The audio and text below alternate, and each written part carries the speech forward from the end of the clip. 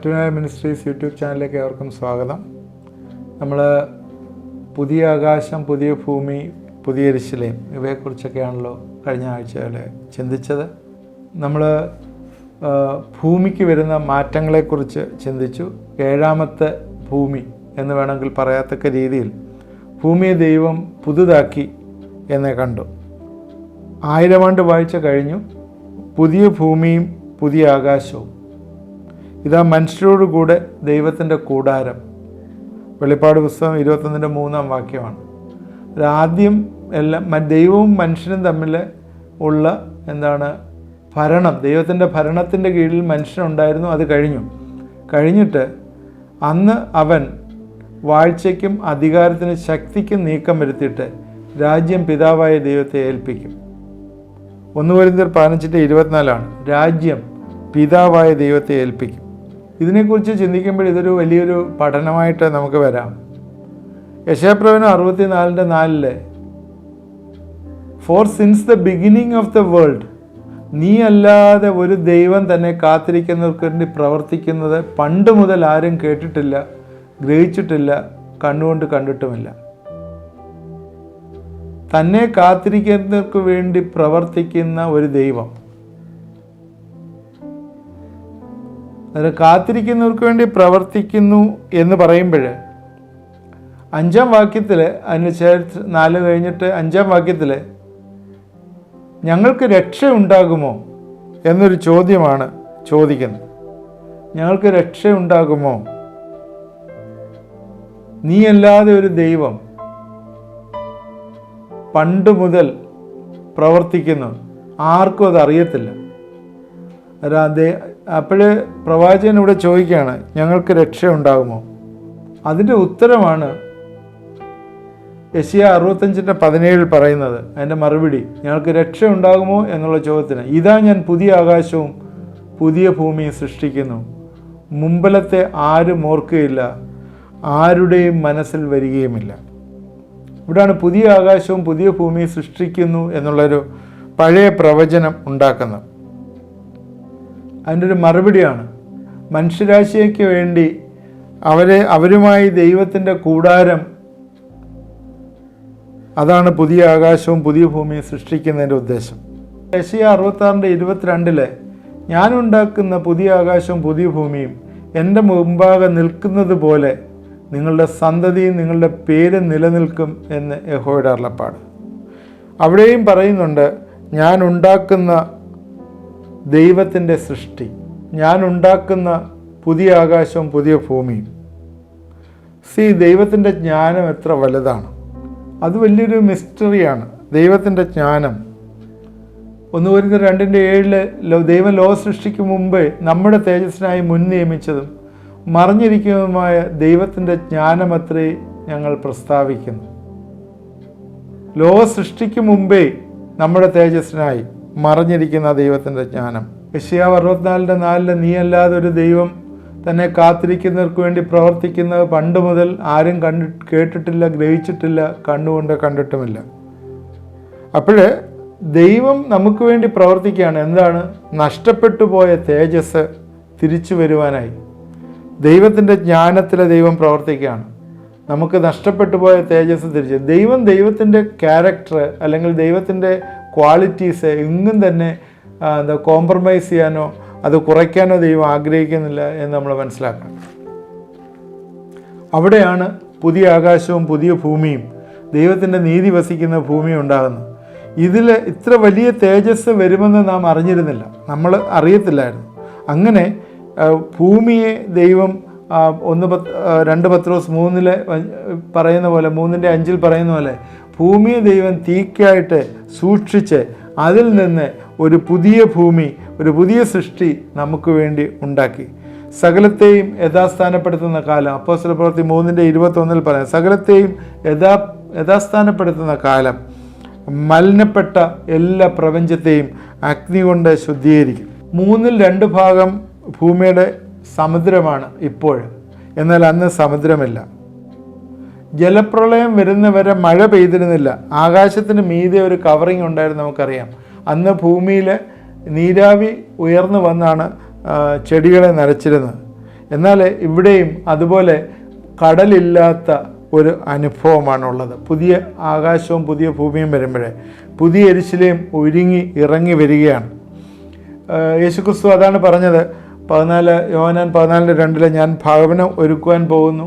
അതുപോലെ എബ്രായർ 10:16 ദൈവം ശില്പിയായി നിർമ്മിച്ചത്, ദൈവം സൃഷ്ടിച്ചതായിട്ടുള്ള, മനുഷ്യൻ്റെ കൈപ്പണിയായിട്ടുള്ളതല്ല, ദൈവം സൃഷ്ടിച്ചതായിട്ടുള്ള ഒരു കാര്യം, അതാണ് പുതിയ യെരൂശലേം. അതിൻ്റെ വർണ്ണന കുഞ്ഞാടിൻ്റെ കാന്തയായ മണവാട്ടിയെ കാണിച്ചു തരാമെന്ന് പറഞ്ഞു. അവൻ എന്നെ ആത്മവേശയിൽ ഉയർന്നൊരു വന്മലയിൽ കൊണ്ടുപോയി യെരൂശലേം എന്ന വിശുദ്ധ നഗരം സ്വർഗത്തിൽ നിന്ന് തന്നെ ദൈവസന്നിധിയിൽ നിന്ന് ദൈവ തേജസ്സുള്ളതായി ഇറങ്ങുന്നത് കാണിച്ചു തന്നു. അതിനെ തുടർന്നുള്ള വാക്യങ്ങൾ അതിൻ്റെ വർണ്ണനയെക്കുറിച്ചാണ് പറയുന്നത്. വെളിപ്പാട് പുസ്തകം 21:3-8 വരെയുള്ള വാക്യങ്ങളിൽ നമ്മൾ കാണാം ഗോഡ്സ് ഡ്വെല്ലിംഗ് വിത്ത് മാൻ. അതാണ് ദൈവത്തിൻ്റെ ഏറ്റവും വലിയ അൾട്ടിമേറ്റ് പർപ്പസ്, മനുഷ്യനോടൊത്തുള്ള വാസം. കാരണം ഇവിടെ നമുക്കറിയാം ലോകത്തെ മുഴുവൻ ശുദ്ധീകരിച്ചു, ജാതികളെ ശുദ്ധീകരിച്ചു, ഇസ്രായേലിനെ ശുദ്ധീകരിച്ചു, എല്ലാവരെയും ശുദ്ധീകരിച്ചു. ഇനിയും ഈ ശുദ്ധീകരണം കഴിഞ്ഞപ്പോൾ ദൈവത്തിന് അവരോട് പാർക്കാം. ലേവ്യ പുസ്തകം 26:11-12 വാക്യങ്ങളിൽ ഞാൻ എൻ്റെ നിവാസം നിങ്ങളുടെ ഇടയിലാക്കും, എൻ്റെ ഉള്ള നിങ്ങളെ വെറുക്കയില്ല, ഞാൻ നിങ്ങളുടെ ഇടയിൽ സഞ്ചരിച്ചു കൊണ്ടിരിക്കും, ഞാനും നിങ്ങളും ദൈവവും നിങ്ങൾ എനിക്ക് ജനവുമായിരിക്കും. ഇതെല്ലാം ഇസ്രായേലിനോട് പറയുന്ന, നേരത്തെ പറഞ്ഞ പ്രോമിസാണ്. എഹെസ്കേൽ പ്രവചനം 37:27 എൻ്റെ നിവാസം അവരോടുകൂടെ ഉണ്ടാകും, ഞാൻ അവർക്ക് ദൈവമായും അവർ എനിക്ക് ജനമായും ഇരിക്കും. ഇങ്ങനെ വലിയൊരു ഒരു കമ്മ്യൂണിറ്റി ദൈവവുമായിട്ട് ചേർന്ന് വസിക്കുന്ന അനുഭവം നമുക്കറിയാം. പുതിയ നിയമസഭയിലെ പരിശുദ്ധാത്മാവ് നമ്മളോട് ചേർന്ന് വസിക്കുക, ദൈവത്തിൻ്റെ പ്രസൻസാണ്. 2 കൊരിന്ത്യർ 6:16-18 വരെ ഇങ്ങനെയാണ് പറയുന്നത്, ദേവാലയത്തിലുള്ള വിഗ്രഹത്തോട് എന്ത് യോഗ്യത, നാം ജീവനുള്ള ദൈവത്തിൻ്റെ ആലയമല്ലോ, ഞാൻ അവരിൽ വസിക്കുകയും അവരുടെ ഇടയിൽ നടക്കുകയും ചെയ്യും, ഞാൻ അവർക്ക് ദൈവവും അവർ എനിക്ക് ജനവുമാവും എന്ന് അരുളിച്ചെയ്തു. നേരത്തെ വായിച്ച വാക്യമാണത് പഴയ നിയമത്തിൽ നിന്ന്. അതുകൊണ്ട് അവരുടെ നടുവിൽ നിന്ന് പുറപ്പെട്ട് വേർപെട്ടിരിപ്പീൻ എന്ന് കർത്താവ് അരുളിച്ചെയ്യുന്നു. അശുദ്ധമായൊന്നും തുടരുത്, എന്നാൽ ഞാൻ നിങ്ങളെ കൈക്കൊണ്ട് നിങ്ങൾക്ക് പിതാവും നിങ്ങൾ എനിക്ക് പുത്രന്മാരും പുത്രിമാരുമായിരിക്കുമെന്ന് സർവശക്തനായ കർത്താവ് അരുളിച്ചെയ്യുന്നു. ദൈവത്തിനോട് കൂടെ പാർക്കുമ്പോഴേ ഒരു വേർപാടും വിശുദ്ധിയും ആവശ്യമാണ്. ദൈവത്തിന് വേണ്ടി വേർപാട് പഴയ നിയമത്തിൽ കാണാം. വിശുദ്ധ ഉപകരണങ്ങൾ, വിശുദ്ധ സ്ഥലം, വിശുദ്ധ സഹോദരന്മാർ, ഇതെല്ലാം പുതിയ നിയമത്തിൽ വിശുദ്ധ സഹോദരന്മാർ. ദൈവത്തിൻ്റെ സാന്നിധ്യം, ദൈവം ഇറങ്ങുന്നിടത്ത് ദൈവത്തിൻ്റെ സാന്നിധ്യമുണ്ട്.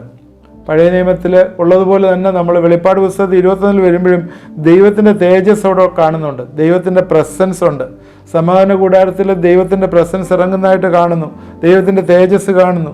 ശലോമോൻ്റെ ആലയത്തിൽ 1 രാജാക്കന്മാർ 8:11 ശലോമോൻ്റെ ആലയത്തിൽ ദൈവത്തിൻ്റെ തേജസ് കാണുന്നതായിട്ട് കാണുന്നു.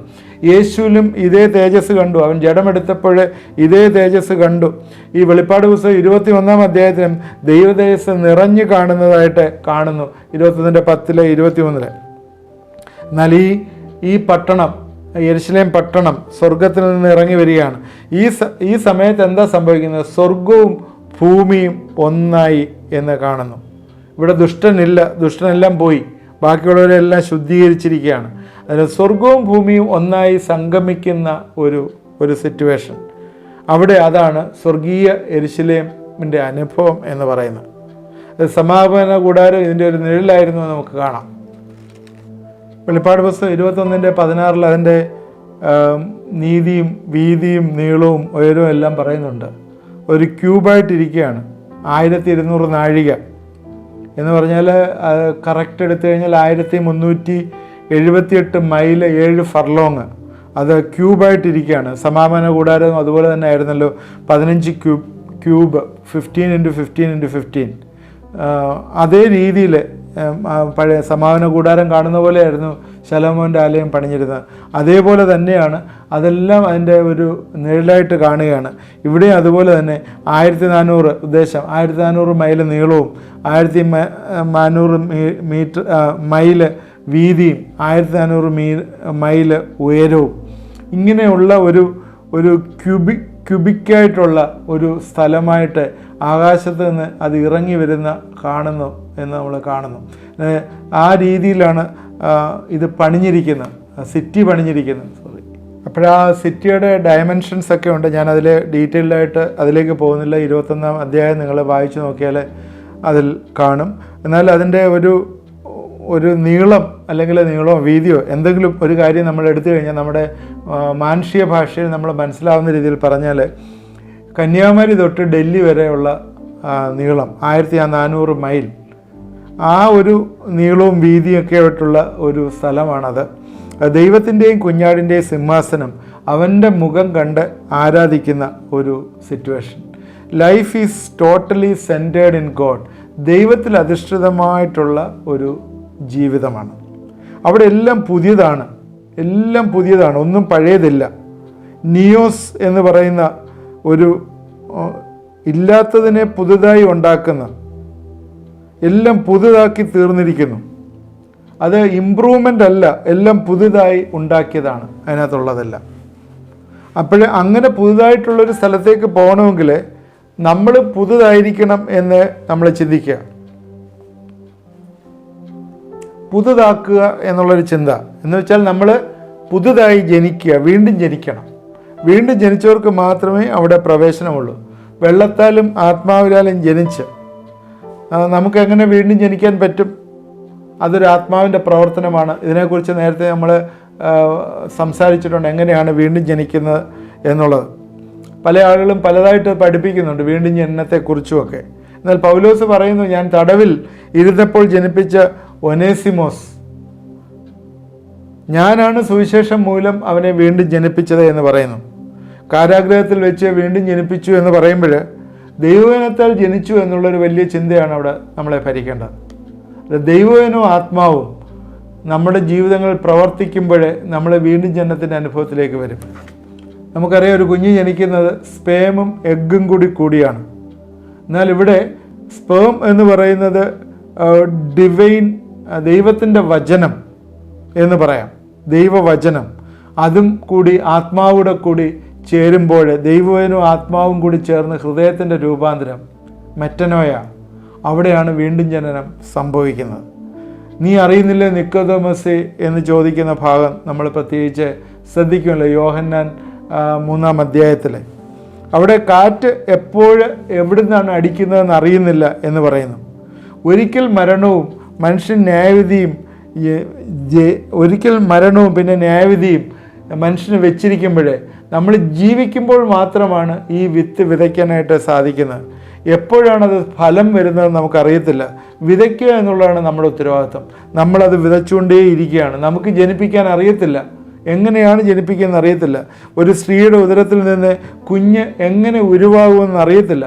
എന്നാൽ ദൈവവചനവും പരിശുദ്ധാത്മാവിൻ്റെ ശക്തിയും അവൻ്റെ ഹൃദയത്തിൽ പാകമാകുന്ന സമയത്ത് അത് വീണ്ടും ജന്മം പ്രാപിക്കും എന്ന് നമ്മൾ മനസ്സിലാക്കുക. ഇതൊരു സഭ മാറാനോ സ്നാനപ്പെടാനോ ഉള്ള ഉപദേശമൊന്നുമല്ല. എന്നാൽ ഇവിടെ ഈ ദൈവത്തിൻ്റെ പട്ടണത്തിൽ പ്രവേശിക്കണമെങ്കിൽ അവിടെ പുതിയ വീണ്ടും ജനിച്ചവർക്ക് മാത്രമേ അവിടെ പ്രവേശനം ഉണ്ടാവുള്ളൂ. അല്ലാത്തവരൊന്നും പ്രവേശിക്കുകയില്ല. അത് ദൈവം വീണ്ടും ഉറപ്പിച്ച് പറയുന്നു. സുവിശേഷം അനുസരിക്കാത്തവർ ശിക്ഷാവിധി തന്നെ അനുഭവിക്കുമെന്ന് 2 തെസ്സലോനിക്കർ 1:9-10 വാക്യങ്ങൾ പറയുന്നു. അതുകൊണ്ട് വെളിപ്പാട് പുസ്തകം 21:8 വാക്യത്തിൽ സ്പെസിഫിക്കായിട്ട് പറയുന്നു, ചില ആളുകൾ അവിടെ പ്രവേശിക്കുകയില്ല എന്ന് പറയുന്നു. അത് അവരൊരിക്കലും അവിടെ കയറത്തില്ല, കാരണം അവർ പുതിയതല്ല എന്നുള്ളത് കൊണ്ടാണ്.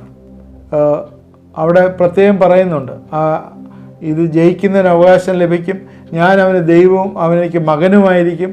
എന്നാൽ ഭീരുക്കൾ, അവിശ്വാസികൾ, അറയ്ക്കപ്പെട്ടവർ, കുലപാതകന്മാർ, ദുർനടപ്പുകാർ, ക്ഷുദ്രക്കാർ, ബിംബാരാധികൾ എന്നിവർക്കും ഭോഷ്ക് പറയുന്ന ഏവർക്കും ഓഹരി തീയും ഗന്ധവും കത്തുന്ന പൊയ്കയിലെത്തേ, അത് 2-ാം മരണം എന്ന് പറയുന്നു. ഇന്ന് ദൈവത്തിൽ ആശ്രയിക്കുകയും ദൈവത്തിൻ്റെ മക്കളായി തീരുകയും ചെയ്യുന്ന ആളുകൾക്ക് മാത്രമേ ഇവിടെ പ്രവേശനമുള്ളൂ എന്നുള്ളത് പ്രത്യേകം ശ്രദ്ധിക്കുക. മനുഷ്യഭയം വന്നിട്ട് ഇന്ന് കർത്താവിനെ അറിഞ്ഞവർ പോലും കർത്താവിനെ തള്ളിപ്പറയുന്ന അനുഭവങ്ങൾ വരുന്നുണ്ട്. മനുഷ്യഭയം ഇന്ന് പലർക്കും കെണിയായിരിക്കുന്നതായിട്ട് കാണുന്നു. അവർക്കൊന്നും ഇന്ന് ഇവിടെ പ്രവേശനമില്ല എന്നുള്ള, ഭീരുക്കളായിരിക്കുന്നവർക്കൊന്നും അവർക്ക് പ്രവേശനമില്ല എന്ന് കാണുന്നു. എന്നാൽ സ്വർഗീയമായിട്ടുള്ള യെരുശലേമിലേക്ക് പ്രവേശിക്കുവാനായിട്ട് അവൻ്റെ കാന്തയായി തീരണം എന്ന് നേരത്തെ പറഞ്ഞു. കാന്ത കർത്താവിനോട് കൂടെ എപ്പോഴും കർത്താവിനോട് കൂടെ കാണും. വീണ്ടെടുക്കപ്പെട്ട ഇസ്രായേൽ അതിന് ചുറ്റും വസിക്കും. കാന്ത കർത്താവിനോടി യെരൂശലേമിൽ വസിക്കും. ഇതിൻ്റെ ടോട്ടൽ ഏരിയ നമ്മൾ വർക്കൗട്ട് ചെയ്ത് നോക്കുമ്പോൾ നമുക്കറിയാം 122 കോടി ഏക്കർ സ്ഥലമാണ് ഏകദേശം ഉള്ളത്. 122 ഇതിൻ്റെ മൊത്തമുള്ള ഡയമെൻഷൻ നമ്മൾ വർക്കൗട്ട് ചെയ്യുമ്പോൾ ഇതിൻ്റെ ഹൈറ്റ് നിങ്ങൾ നോക്കിയ വേൾഡ് ട്രേഡ് സെൻറ്ററിന് 111 നിലയുണ്ടായിരുന്നു. ബിൻ ലാദൻ തകർത്ത് കഴിഞ്ഞത്. അതിന് 1377 അടിയായിരുന്നു ഉണ്ടായിരുന്നത്. അങ്ങനെ നോക്കുമ്പോൾ ഏകദേശം 5300 World Trade Center, 5300 World Trade സെൻറ്ററിൻ്റെ ഉയരമായിരിക്കും ഇതിന് കാണുന്നത്. ഇത് പല തട്ടുകളായി ഇരിക്കുന്നു എന്ന് നമ്മൾ ഇത് മനസ്സിലാക്കുക. നമ്മളിതിൻ്റെ സ്റ്റഡീസ് നമ്മൾ കുറച്ചുകൂടെ പഠിക്കാൻ നമ്മുടെ ഇന്നത്തെ സമയം ഇവിടെ തീർന്നുകൊണ്ട് ഞാൻ തൽക്കാലം ഇവിടെ അവസാനിപ്പിക്കുകയാണ്. ഇതിന് യെരൂശലേമിൻ്റെ സിറ്റിയെക്കുറിച്ചുള്ള പഠനവും അതുപോലെ ഇതിനകത്തുള്ള ഈ സിറ്റിയിലുള്ള ജീവിതത്തെക്കുറിച്ചുള്ള പഠനവും നമുക്ക് കുറച്ചുകൂടെ ചെയ്യാനായിട്ടുണ്ട്. തുടർന്ന് നിങ്ങളിത് വാച്ച് ചെയ്യണം. ഇത് മറ്റുള്ളവർക്ക് നിങ്ങൾ ഷെയർ ചെയ്ത് കൊടുക്കണം. ദൈവത്തിൻ്റെ വലിയ പ്രവർത്തനം, ദൈവത്തിൻ്റെ മക്കളുമായിട്ട് ചേർന്ന് ജീവിക്കുന്ന വലിയ കാര്യങ്ങളെക്കുറിച്ചാണ് ഈ ദിവസങ്ങൾ പറയുന്നത്. എന്നോട് ചേർന്ന് ഇത് കാണുകയും ഇത് നിങ്ങൾ അനുഗ്രഹിക്കപ്പെടുകയും ചെയ്യണം. ദൈവത്തിൻ്റെ നാമം മഹത്വപ്പെടട്ടെ. നമുക്ക് പ്രാർത്ഥിക്കാം. ദൈവമായ കർത്താവേ, ഞങ്ങൾക്ക് ഈ സമയം നീ ഒരുക്കി തന്ന ഓർത്ത് സ്തോത്രം. ഇത് പഠിക്കുവാനായിട്ടുള്ള ദൈവകൃപ നീ ഞങ്ങളിലേക്ക് വ്യാപരിച്ച ഓർത്ത് സ്തോത്രം. അനേകം മറിഞ്ഞിരിക്കുന്ന മർമ്മങ്ങളുണ്ടല്ലോ. ഇതിനകത്ത് ഒരുപാട് കാര്യങ്ങൾ ഞങ്ങൾക്ക് പഠിക്കുകയും മനസ്സിലാക്കുകയും ചെയ്യാനായിട്ടുണ്ടല്ലോ. ഇതെല്ലാം നിൻ്റെ കരങ്ങളിലേക്ക് ഏൽപ്പിക്കുന്നു കർത്താവേ. ഒരിക്കലും ഞങ്ങളെ നീ വീണ്ടെടുത്ത് നിന്നോടുകൂടെ നിത്യതയിൽ വസിക്കുമെന്നുള്ളതിനുള്ള ചിന്തകളാണല്ലോ ഈ തരുന്നത്. എന്നാൽ ഭീരുക്കളും അവിശ്വാസികളും അറക്കപ്പെട്ടവരും കുലപാതകന്മാരും ദുർനടപ്പുകാരും ക്ഷുദ്രക്കാരും ബിംബാരാധികളും ഭോഷ്ക് പറയുന്നവരും ഒന്നും ഒരിക്കലും കർത്താവെ ഇതിൽ പ്രവേശിക്കുകയില്ല എന്ന് ഞങ്ങൾ അറിയുന്നു. അവരുടെ ഓഹരി എന്ന് പറയുന്ന നരകമാകുന്നുവെന്ന് അറിയുന്നു കർത്താവെ. അതുകൊണ്ട് ഇതിലേക്ക് ഞങ്ങളെ പ്രവേശിക്കണമെങ്കിൽ വീണ്ടും ജന്മം പ്രാപിച്ച് പുതിയ സൃഷ്ടിയായിരിക്കുവാൻ കർത്താവെ ഞങ്ങളെ തന്നെ വിശകലനം ചെയ്യുവാനായിട്ട് ഈ ദിവസങ്ങൾ ഞങ്ങളെ ഇടവരുത്തണമേ എന്ന് പ്രാർത്ഥിക്കുന്നു. ആരെങ്കിലും എന്നെ കേട്ടുകൊണ്ടിരിക്കുന്നവരെ നശിച്ചു പോയിട്ടുണ്ടെങ്കിൽ അവരെല്ലാം തിരിച്ചു വരുവാനായിട്ട്, കർത്താവിനെ രക്ഷകനും കർത്താവുമായി സ്വീകരിച്ചു വരുവാനായിട്ട് ഇതൊരു വലിയ ഒരു മുതൽക്കൂട്ടായി തീരട്ടെ. അവരുടെ ജീവിതത്തിൽ ഇതൊരു ആഹ്വാനമായി തീരട്ടെ എന്ന് പ്രാർത്ഥിക്കുന്നു. നിൻ്റെ കരങ്ങളിലേക്ക് സമർപ്പിക്കുന്നു. രോഗികളായി പ്രയാസങ്ങളിരിക്കുന്നവരെ ഞങ്ങളെ ഏൽപ്പിച്ച് പ്രാർത്ഥിക്കുന്നു. ഞരമ്പ് സംബന്ധമായിട്ട് കർത്താവെ പ്രയാസങ്ങളിലിരിക്കുന്നവരെ, കർത്താവെ വേദനകളിലിരിക്കുന്നവരെ ഞങ്ങളെ നിൻ്റെ കരങ്ങളിലേക്ക് സമർപ്പിക്കും. രാത്രി ഉറങ്ങാൻ പോലും പറ്റാതെ തിരിഞ്ഞും മറിഞ്ഞും വേദന സംഹാരികളെ കഴിച്ചുകൊണ്ടിരിക്കുന്ന ചില വ്യക്തികൾ കർത്താവെ അതിൽ നിന്ന് വിടുതൽ പ്രാപിക്കട്ടെ എന്ന് പ്രാർത്ഥിക്കുന്നു. മാനസികമായിട്ടും ശാരീരികമായിട്ടുള്ള എല്ലാ അസ്വസ്ഥതകളിൽ നിന്നുള്ള വിടുതൽ യേശുവിൻ്റെ നാമത്തിൽ ഞങ്ങൾ ഡിക്ലെയർ ചെയ്ത് പ്രാർത്ഥിക്കുന്നു. വേർപാണ്ട ദുഃഖത്തിലിരിക്കുന്ന ചില വ്യക്തികളെ, മനസ്സിലെ കർത്താവെ വലിയ പിരിമുറുക്കങ്ങളായിരിക്കുന്നവരെ ഇത് കണ്ടുകൊണ്ടിരിക്കുന്ന യേശുവിൻ്റെ നാമത്തിലെ സകല ബുദ്ധിയും കവിയും ദൈവത്തിൻ്റെ സമാധാനം അവരുടെ ഹൃദയങ്ങളിലേക്ക് വന്നു ചേരട്ടെ എന്ന് പ്രാർത്ഥിക്കുന്നു. നീ അവരെ അനുഗ്രഹിക്കുകയും സഹായിക്കുകയും ചെയ്യുന്ന ഓർത്ത് സ്തോത്രം. പ്രാർത്ഥന കേട്ട ഓർത്ത് സ്തോത്രം. യേശു ക്രിസ്തുവിൻ്റെ നാമത്തിൽ പ്രാർത്ഥിക്കുന്നു, കേൾക്കുമാറാകണമേ. ആമേൻ. ഇത് കണ്ടുകൊണ്ടിരുന്ന എല്ലാവരും ദൈവം അനുഗ്രഹിക്കട്ടെ. നിങ്ങളുടെ പ്രാർത്ഥന റിക്വസ്റ്റുകൾ വാട്സാപ്പ് നമ്പറിൽ അയച്ചു തന്നാൽ നിങ്ങൾക്ക് വേണ്ടി പ്രാർത്ഥിക്കുന്നതാണ്. ദൈവം നമ്മളെ എല്ലാവരെയും അനുഗ്രഹിക്കട്ടെ.